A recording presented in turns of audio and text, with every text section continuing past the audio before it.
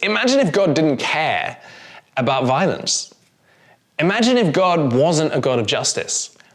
Imagine if God was okay with atrocities and oppression and abuse and all those things. Imagine if God was like, oh, it's cool, my grace covers. And don't get me wrong, God's grace does cover us when we are repentant. When we come to Him fully aware of our lack, and we come and we receive grace in our time of need, mercy from God. But for those who are not repentant, we kind of read what happens there. It's not a good vibe. But I'm actually encouraged by that, church, because we serve a God of justice. And for me to know that I don't have to put things right in my own strength. That when I see injustice in the world, or the people who have acted unjustly against me, the people who have wronged me, the people who have taken advantage of me, when people have pushed me down to get ahead, you know what? God is going to judge. I don't need to be the judge. God is going to judge every person, even the Christian. He's going to look at repentant hearts. And for those who are not repentant, those who are violent in heart, there is going to be judgment. So we should be encouraged by that we have a God who is righteous, that doesn't just turn a blind eye to unrighteousness. He is a holy God, and He is a vengeful God. What does that mean? It means that God fights on behalf of the poor. God fights on behalf of the oppressed. God fights on behalf of you and I. And so, man, that's epic. So that first servant is living in violence. We don't need to talk too much about that. We all know that sounds like a bad way to live. But the second sort of servant is living in negligence. They know what to do, but they're not doing it. They're aware of what God has asked of them, and yet they're not operating in obedience. It says for that servant, man, there's a severe beating. Remember, we're talking about blessed or beat.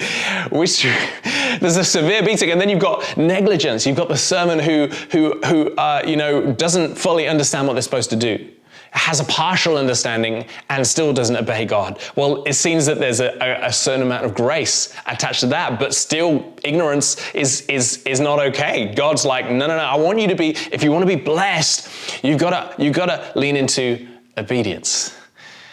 You see, I love that faith and obedience and success. Faith is obedience in doing the things that God has asked us to do.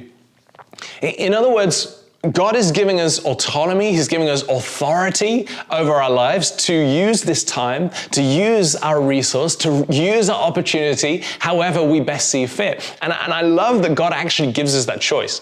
I love that the scripture doesn't, kind of spell it out. Like Jesus doesn't say, hey, this is how much you should spend on your rent.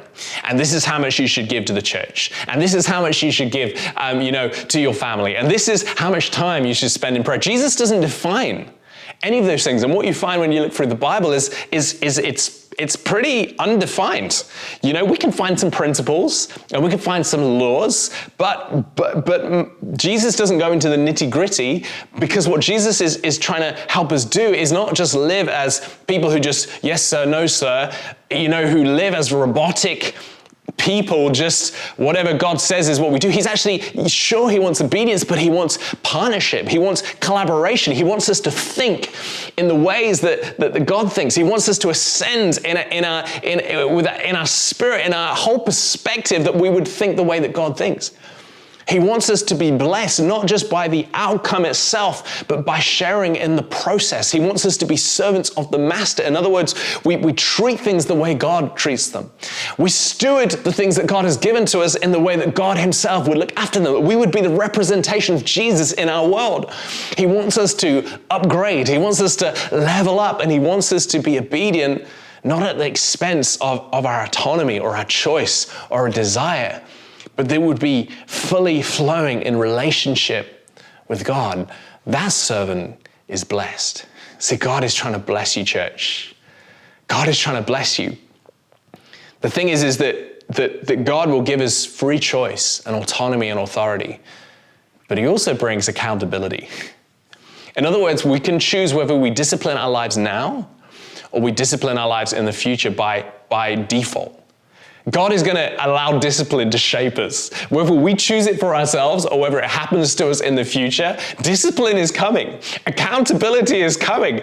We are stewards of everything that God has given us.